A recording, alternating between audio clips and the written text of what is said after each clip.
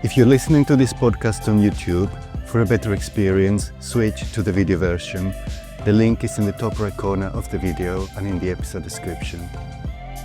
Hello and welcome. I'm Fernando, a GP in the UK. Today we will go through the NICE guideline on celiac disease assessment and management, or NG20, focusing on what is relevant in primary care only. Right, let's jump into it. And before we start on the guideline itself, what is celiac disease exactly? Celiac disease is a genetic, immune-mediated enteropathy triggered by gluten in some people. It primarily affects the small intestine, leading to villous atrophy, crypt hyperplasia, and malabsorption. Why does it happen? Well, the pathophysiology is as follows. Gluten, specifically gliadin, is found in wheat, barley, and rye.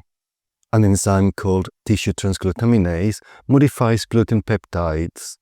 In genetically predisposed people, these modified peptides are presented to T cells, triggering an inappropriate immune response. This leads to inflammation and damage to the small intestinal mucosa, particularly in the proximal small bowel. We should suspect celiac disease and offer serological testing if there is persistent and explained abdominal or gastrointestinal symptoms, fatigue or weight loss, mouth ulcers, unexplained iron, vitamin B12 or folate deficiency, first-degree relatives affected, conditions such as type 1 diabetes, autoimmune thyroid disease, and irritable bowel syndrome. And we should also consider testing in a number of other conditions, for example, reduced bone mineral density, unexplained neurological symptoms like peripheral neuropathy or ataxia, persistently raised liver enzymes, and Downs and Turner syndromes.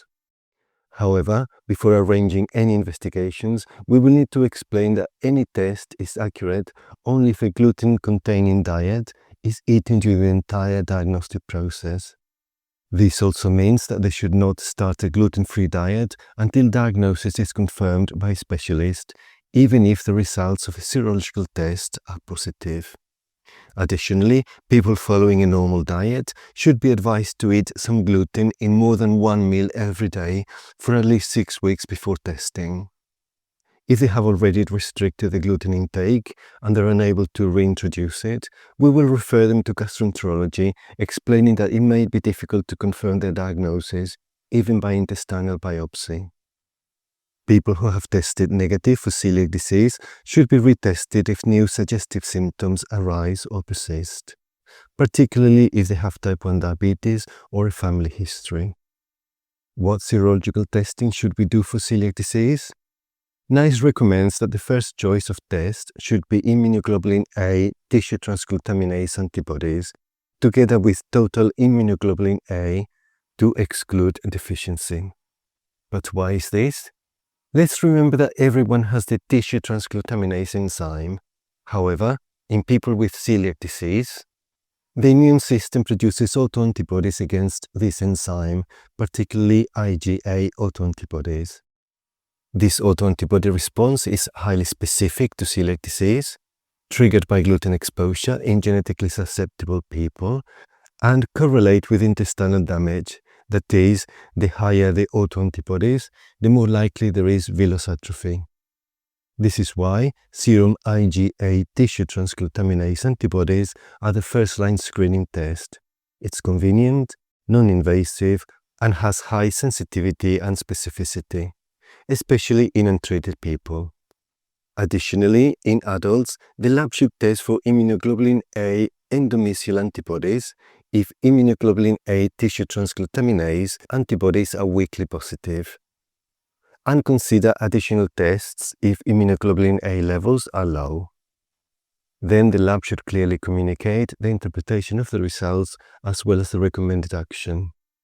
We should then refer anybody with positive serological test results to a gastrointestinal specialist for further assessment, which for adults will most likely include endoscopic intestinal biopsy.